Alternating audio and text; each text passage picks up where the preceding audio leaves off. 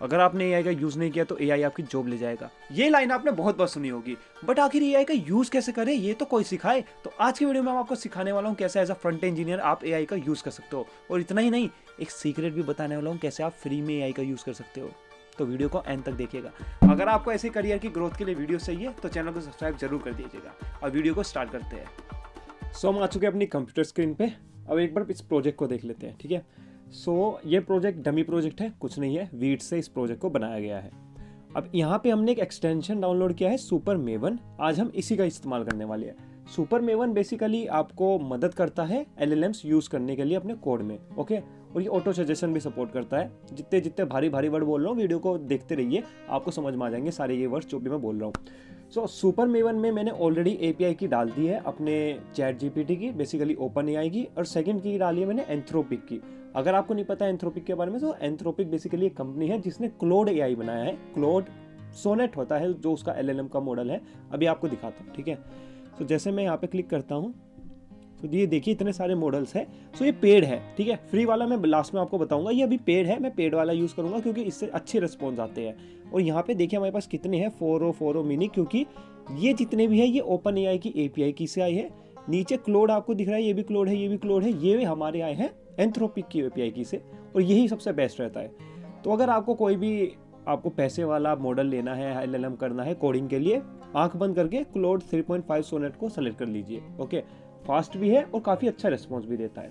अब इस प्रोजेक्ट में हमें अभी क्या करना है, अभी प्रोजेक्ट दिखा देता हूँ। ये सिंपल वीट प्लस रिएक्ट दिख रहा है, बट हम क्या करेंगे आज सबसे पहला हम इसमें करने वाले हैं, नए कंपोनेंट बनाने वाले हैं। तो आज हम प्रोजेक्ट लेंगे एक टू डू लिस्ट का, सारा काम हम टू डू लिस्ट का ही करने वाले हैं। सारी कोडिंग हम एआई से लिखवाने वाली है, बग भी हम इससे फिक्स करवाएंगे।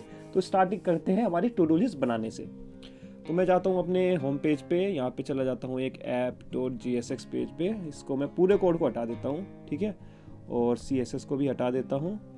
यहाँ पे अपनी सारी CSS हटा देता हूँ, main.jsx नहीं हटाता हूँ, ठीक है। अब यहाँ पे app.jsx पे जाने के बाद मैं क्या करूँगा, मैं यहाँ जाऊँगा सुपर मेवन पे, ठीक है। अब यहाँ पे देखिए आपके पास ऑप्शन आ रहा है कि आपको कौन कौन सी फाइल इंक्लूड करनी है, main.jsx, index.css, ये इस पे बाद में आते हैं। अभी स्टार्ट करते हैं हमारी सबसे पहली रिक्वायरमेंट जो है, हमें एक टू डू लिस्ट बनानी है, ठीक है। तो अब मैं इसको एक प्रॉम्प्ट लिखूंगा। अब यहाँ पे रोल आता है प्रॉम्प्ट इंजीनियरिंग का। अगर आपको पता है प्रॉम्प्ट इंजीनियरिंग क्या होती है, नीचे कमेंट करके बताइएगा, और अगर आपका आंसर सही होगा मैं उसको आपको कमेंट को पिन कर दूंगा। तो प्रॉम्प्ट इंजीनियरिंग क्या होती है वो आप बता ही देंगे, और मैं इस पर बाद में आता हूँ। तो अभी मैं यहाँ पे एक प्रॉम्प्ट लिख लेता हूँ टू डू लिस्ट बनाने के लिए।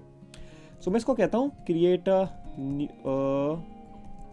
To do list component with very bad code quality, ठीक है। बैड कोड क्वालिटी को कह रहा हूँ, लास्ट तक सब समझ में आ जाएगा। मैं ये सब जो मैं चीज़ें लिख रहा हूँ सब कुछ इस वीडियो में पूरा होने वाला है, तो वीडियो को जरूर पूरा देखना, ठीक है। तो अब देखना मैं इसको क्या कहता हूँ, with very bad code quality and the features for the to do list R S following, ठीक है।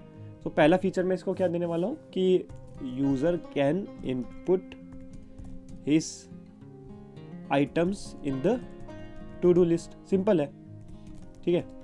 अब सेकंड आते हैं। सेकंड क्या कर सकता है वो, इसमें टिक चेक बॉक्स लगा सकता है या ऑलरेडी कुछ ऐड भी कर सकता है, ठीक है।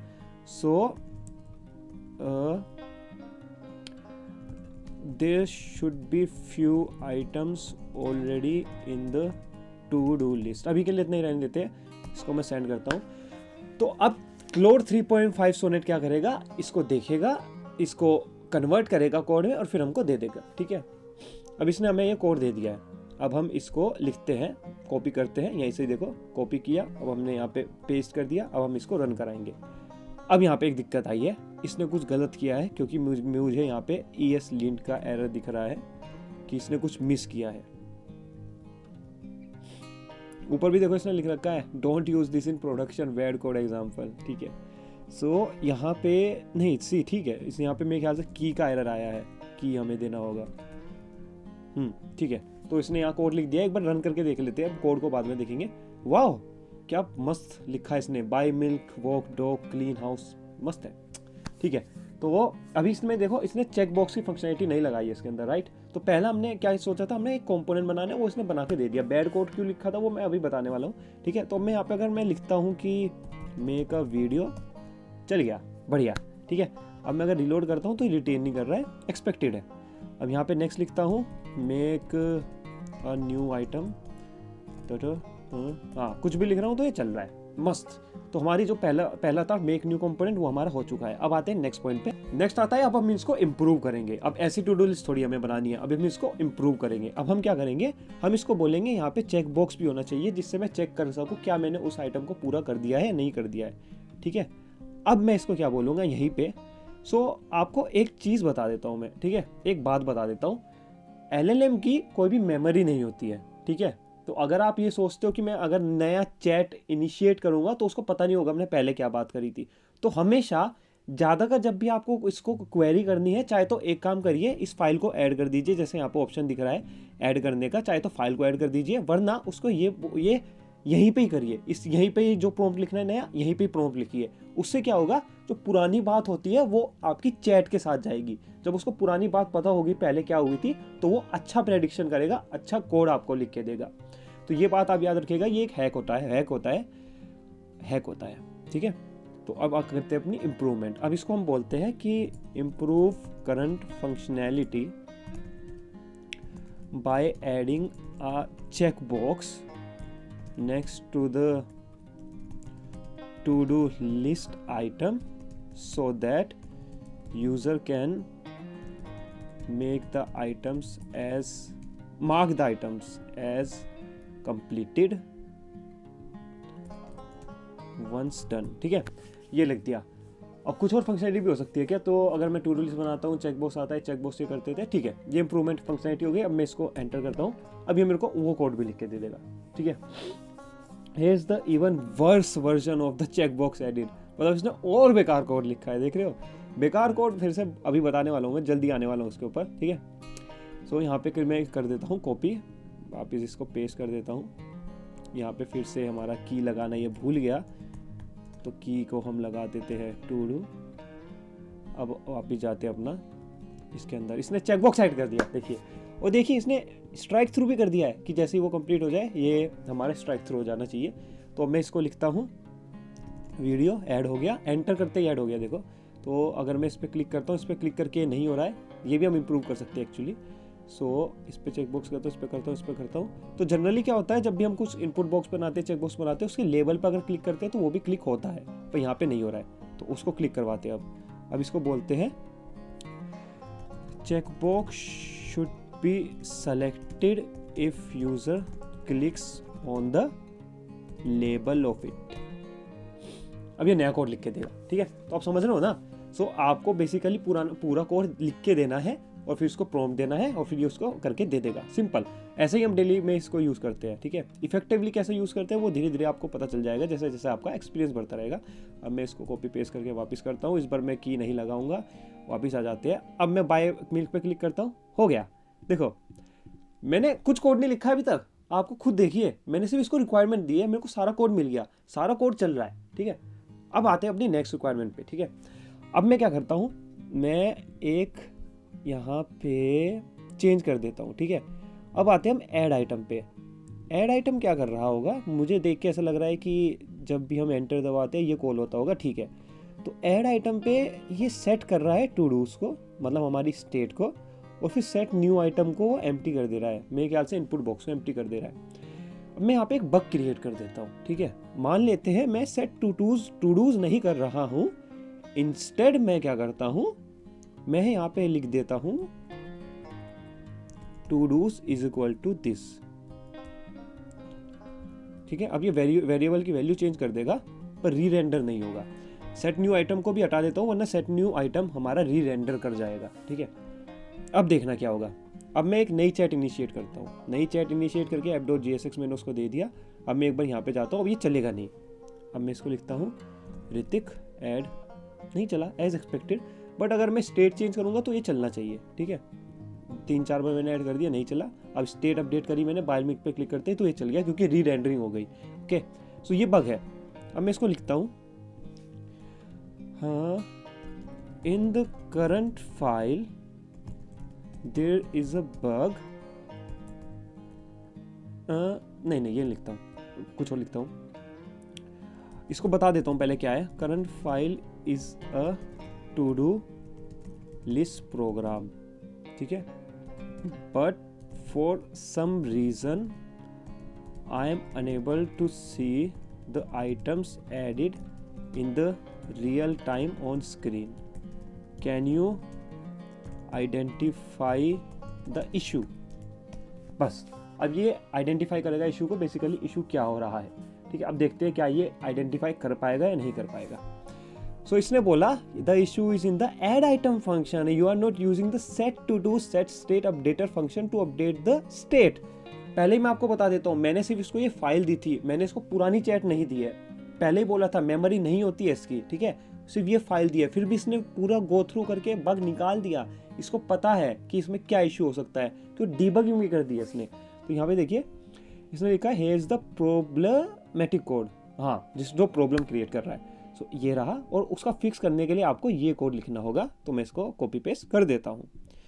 ओके, मैंने यहाँ कॉपी पेस्ट कर दिया। अब वापस आता हूँ, रिफ्रेश करता हूँ, अब यहाँ पे लिखता हूँ ऋतिक, चल गया।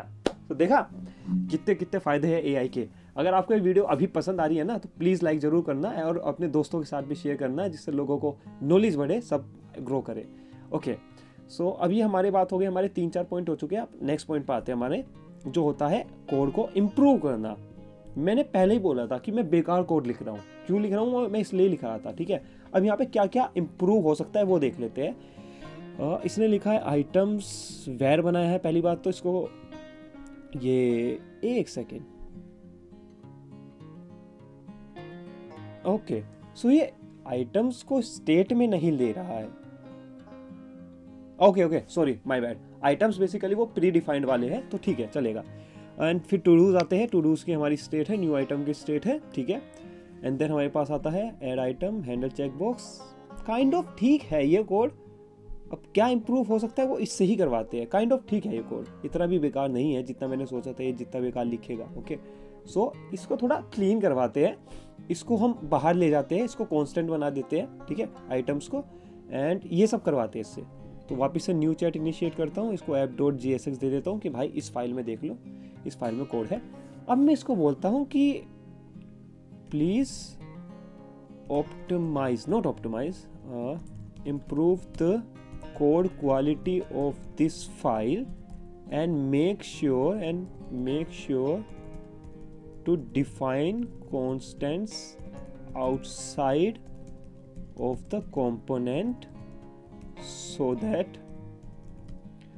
I can copy paste them in another file, ठीक है। अब देखो ये एक इशू आता है कि ये नई फाइल क्रिएट नहीं कर सकता है, तो मेरे को इसको खुद से बताना होगा कि मैं एक और नई फाइल बनाना चाह रहा हूँ जिसमें मैं कांस्टेंट स्टोर करूँगा, ठीक है। तो अब वो यहाँ पे लिखते हैं। अच्छा, इसने इनलाइन स्टाइलिंग भी यूज़ करी थी, ओके। हाँ, सो यहाँ पे आ चुका है। इसने क्या दिया है, हमारा कांस्टेंट दे दिया है स्टाइल्स का, हमारा कांस्टेंट दे दिया है इनिशियल टू डूज का, एंड बाकी कोड इसने लिख दिया है। अब इसको एक और बात कहते हैं इम्प्रूव करवाते हैं। और अब इसको मैं बोलता हूँ styles should be in CSS and I will create a separate CSS file for it, ठीक है। अब सेपरेट CSS फाइल बनेगी उसकी। अभी आ रहा है आ जाओ। सो इसने कोड लिख के दे दिया है, एंड इसने app.jsx का कोड लिख के दे दिया है। मैं इसको ओके, अप्लाई का भी बटन है, ये मैंने आज पहली बार देखा है कि अप्लाई का भी बटन आता है इसके अंदर, ये तो बहुत अच्छा है। अब अगर मैं नई फाइल पर जाता हूँ, इसने यहाँ पे टू डू लिस्ट CSS लिख के दे दी है, और यहाँ पे हमें टू डू लिस्ट की CSS क्रिएट करनी है। तो यहाँ पे क्रिएट फाइल पे क्लिक करते हैं, पेस्ट कर देते हैं, और हमारा ये हो गया। अब देखते हैं कैसा लगता है। कुछ एरर आया है एक्सपोर्ट डिफॉल्ट का, ओके, कॉपी पेस्ट का एरर था। देखिए कितना सुंदर बना दिया इसने, है ना, कितना मस्त लग रहा है। अब थोड़ा और इम्प्रूव करते हैं, थोड़ा और अच्छा करते हैं। फ्रंट इंजीनियर्स हैं हम, तो थोड़ा और अच्छे से दिखना चाहिए, ठीक है। अब मैं इसको दोबारा कहता हूँ, can you please refactor the styles so that the to-do list looks more beautiful। पता नहीं कौन सा अच्छा वर्ड होगा, पर मैं ब्यूटीफुल ही लिख देता हूँ, beautiful and follows minimalist design. अब देखते हैं ये और कितना सुंदर बना सकता है उसको। मैंने सेपरेट फाइल क्यों बनाई है वो मैं आपको थोड़ी देर बाद बताने वाला हूँ। क्योंकि नॉर्मली प्रोजेक्ट में क्या होता है, हमारे पास एक फाइल नहीं रहती है, बहुत फाइल रहती है, हज़ारों में तो नहीं पर हंड्रेड्स में फाइल रहती है। तो इसलिए मैंने 2 फाइल क्रिएट की है जिससे आपको पता चल जाए कि कैसे डिफरेंट फाइल्स को हम हैंडल करते हैं। देखो कितना सुंदर बना दिया इसमें, टू डू लिस्ट, वाह क्या मस्त लग रहा है। इसको क्लिक करता हूँ, यहाँ पे लिखता हूँ ऋतिक, ये हमारा ऐड हो गया, क्लीन हाउस ऐड हो गया। मैं इसको रिफ्रेश करता हूँ, वो स्टेट चली जाती है। अब मैं इसको एक और फंक्शनैलिटी लिखने के लिए दूंगा, पर हाँ पहले हमारे कोड क्वालिटी पे आ जाते हैं। क्या इसने कोड क्वालिटी इंप्रूव करी है? बिल्कुल करी है। इनिशियल टू डूज इसने यहाँ किया है, टू डू लिस्ट करी है, हैंडल ऐड आइटम लिख दिया है यहीं पर। अब हमारी स्टेट तो 2 ही यूज़ होगी, इसने 2 ही यूज़ करी है। कितना क्लीन लग रहा है देखिए। अब पहले इनलाइन स्टाइल यूज़ किया था इसने, इनलाइन स्टाइल यूज़ नहीं किया, क्लास नेम यूज़ करिए, बहुत बढ़िया है। फॉर्म यूज़ किया है, HTML के सिमेंटिक्स यूज़ करिए, बटन हो गया, इनपुट हो गया, LI हो गया, UL हो गया, इनपुट लेबल भी इसने यूज़ किया है क्योंकि हमने बोला था। ठीक है, अब इसको एक और काम करने को कहते हैं। अब क्या करते हैं, हम इसको मूव कर देते हैं। ठीक है, एक नई फाइल क्रिएट करते हैं अपनी यहाँ पे constants.js। ठीक है, अब यहाँ पे मैं एक्सपोर्ट कर देता हूँ इनिशियल टू डूज को, इनिशियल टू डूज। हाँ, अब देखिए क्या होगा। अब मैं इसमें कुछ नया ऐड करूँगा। ओके, अब मैं क्या चाहता हूँ, मैं ये चाहता हूँ कि यहाँ पे जो इनिशियल आइटम है, सेट न्यू आइटम, इसमें एक और आइटम आ जाए। ठीक है, एक और आइटम ना है, बेसिकली ये डिफ़ॉल्ट स्टेट आ जाए। ओके, और मैं उस डिफ़ॉल्ट स्टेट को यहाँ पे डिफाइन कर देता हूँ, export const new item default state is equal to my work item. So basically पहला जो हमारा इनपुट बॉक्स लोड होगा उसके अंदर माई वर्क आइटम ऑलरेडी होना चाहिए। अब क्या करते हैं, हम app.jsx पे जाते हैं। ओके, यहाँ पे कोई भी ऐसी फाइल नहीं है my new item default state करके। ठीक है, कोई भी फाइल एग्जिस्ट नहीं करती है। मैं सुपर मेमन पे जाता हूँ, न्यू फाइल पे क्लिक करता हूँ। अब मैं इसको बोलता हूँ कि can you define a default state for new item. ठीक है, take reference from constants.js file and use this variable for the default state। अब मैं क्या कर रहा हूँ, मैं हूँ app.jsx फाइल में, पर मैं चाहता हूँ कि दूसरे फाइल से इसका कोड आ जाए, इसको पता हो दूसरे फाइल में क्या कोड है, वहाँ से टैब रेफरेंस ले ले। तो मैं क्या करूँगा, मैं यहाँ पे सिर्फ constants.js फाइल ऐड कर दूंगा, इसको पता होगा अब उस फाइल के बारे में। अब जैसे ही मैं इसको सेंड करता हूँ रिक्वेस्ट, तो अब ये उसका कोड हमें दे देगा, उसका कोड लिख के दे देगा। ठीक है, अब यहाँ पे इसने हमें बता दिया है क्या कोड चेंजेस करने हैं, कि आपको क्या करना है, 7वें लाइन पे ये कॉपी पेस्ट कर देना है सिंपल, और एक ये इंपोर्ट लगा देना है। हो गया। अब वापस आता हूँ, माइन वर्क आइटम दिख रहा है। तो देखिए कितना सिंपल था। जैसे हंड्रेड्स ऑफ फाइल आ जाती है ना, कि हमें एक फाइल से दूसरी फाइल में कैसे कनेक्ट करेंगे, तो ऐसे ही कनेक्ट करते हैं हम, इसको उसका कॉन्टेक्स्ट दे देते हैं, उस फाइल को ऐड कर देते हैं। अब यहाँ पे 2 और फीचर आते हैं। ठीक है, अब मान लेते हैं आपको कोई ऐसी फाइल देखनी है जिसमें आपका कोड हो। ठीक है, मतलब बेसिकली आपको फाइल नहीं पता है, आपको सिर्फ कोड के बारे में पता है। ठीक है, अब वो कैसे सर्च कर सकते हैं वो हम देखते हैं। सारी फाइल्स को बंद कर देते हैं, सुपर मेवन पे जाते हैं, ऐड न्यू पे क्लिक करते हैं, app.jsx पे क्लिक करते हैं। हाँ, अब मेरे को नहीं पता है। ठीक है, तो मैं क्या करूँगा, पूरा जो हमारा प्रोजेक्ट होगा ना, उसकी सारी फाइल ऐसे ऐड कर दूंगा। जैसे अभी तो हमारे पास एक ही फाइल है app.jsx, तो इसलिए app.jsx ऐड करी है। पर हम क्या करेंगे, एक वर्क स्पेस ऐड कर देंगे पूरा, जैसे जितना भी हमारी हंड्रेड्स ऑफ फाइल है सारी ऐड कर देंगे। फिर इसको बोलेंगे can you find the code where the logic for to-do list checkbox item is implemented। जो हमारी चेकबॉक्स फंक्शनैलिटी है वो फाइंड करने को बोला है मैंने इसको, और इसने बता दिया है। तो वापस जाके एक बार कंफर्म कर लेते हैं app.jsx में, क्या यहाँ पे हैंडल टॉगल टू डू है? बिल्कुल है। क्या ये ही चेकबॉक्स हमारा हैंडल कर रहा है? बिल्कुल हैंडल कर रहा है। तो ये देखिए कितना आसान हो गया ना, कोड को हमने फाइंड भी कर दिया, कोड को हमने बना भी दिया, कोड को इम्प्रूव भी कर दिया, कितनी सारी चीज़ें कर दी है। और ऐसे ही अगर आपको कोई कोड समझ में नहीं आ रहा है ना, तो आप क्या कर सकते हो, मैं फिर से प्लस पे क्लिक करता हूँ। मैं क्या करूँगा, मैं इस कोड को सेलेक्ट करता हूँ और इसको करूँ या फिर इसको ही कर देता हूँ, हैंडल ऐड आइटम को। अब इसको सिंपल बोलूँगा यहाँ पे ऐड करके कि देखो 12 से 21 लाइन दिखा रहा है ना, ये 12 से 21 लाइन सेलेक्टेड है, सिर्फ यही कोड जाएगा। Can you explain this code with comments. मैं एक्सप्लेन भी करवाना चाह रहा हूँ, उसको कह भी रहा हूँ कि कमेंट भी ऐड कर दे। अब इसने कमेंट भी ऐड कर दिया, तो अब मैं इसको यहाँ पे अप्लाई भी कर सकता हूँ। हमारा अप्लाई हो गया वहीं पे उन्हीं लाइन पे। तो इसने बताया this function handles new items to the to do list, it takes an event as a parameter which comes from the form submission. है ना मस्त। सो मतलब कितना कुछ कर सकते हैं हम एआई की मदद से। तो इसलिए जब आपको कोई बोलता है ना कि एआई आपकी जॉब ले जाएगा, ऐसा तो नहीं है, पर हाँ वो आपकी जॉब जरूर ले जाएगा जो एआई यूज़ करता होगा, और आप आजकल एआई यूज़ नहीं करते होगे। इसकी वजह से आपकी प्रोडक्टिविटी बढ़ सकती है, इसकी वजह से आपकी प्रोडक्टिविटी 2x हो सकती है। तो जो मैंने आज ये स्टेप्स बताई है, ये सारे आप फॉलो करिए, ठीक है। उम्मीद करता हूँ आपको ये वीडियो पसंद आई होगी। पसंद आए तो कमेंट कर दीजिएगा, चैनल को सब्सक्राइब भी कर दीजिएगा। आज के लिए इतना ही, सेमीकोलन। बट वेट, फ्री वाले LLM का क्या? फ्री में हम कैसे इसको यूज़ कर सकते हैं? तो अब जानते हैं फ्री में कैसे आप इसको यूज़ कर सकते हैं। तो सबसे पहले आपको ओलामा डाउनलोड कर लेना है, उसके बाद विजुअल स्टूडियो कोड पे आके आपको कोड जीपीटी डाउनलोड कर लेना है। फिर कुछ नहीं, फिर आपको टर्मिनल में जाके ये रन कमांड रन करनी है, इससे डीपसीक आपका लोकली रन हो जाएगा। उसके बाद आपको क्या करना है, आपको कोड जीपीटी पे जाना है, यहाँ पे क्लिक करना है। यहाँ पे क्लिक करने के बाद आपको व्यू मोड पे जाके लोकल LLM सेलेक्ट करना है। अब आपके लोकल वाले LLM यहाँ पे आ जाएंगे, जैसे डीपसीक 1.5 आ चुका है। अब मैंने इसको क्लिक कर दिया। अब अगर मैं अपनी कोई भी फाइल खोलूँगा, जैसे यहाँ पे app.jsx वापस से खोल लेता हूँ। अब मैं इसको बोलता हूँ हे एक्सप्लेन मी द कोड। सो अब क्या होगा, हमारा ये लोकली जो हमारा सर्वर रन हो रहा है वो हमारा एक्सप्लेन कर देगा इस कोड को। सो इतना ही था हमारा फ्री वाले जीपीटी में। एआई का यूज करना एक स्किल है, बट एआई प्रूफ रहना एक माइंडसेट चेंज है। इस वीडियो को जाके देखिए। इस वीडियो में मैंने आपको बताया कैसे आप अपने करियर को सिक्योर कर सकते हो इस एआई के जमाने में। अभी जाके देखिएगा।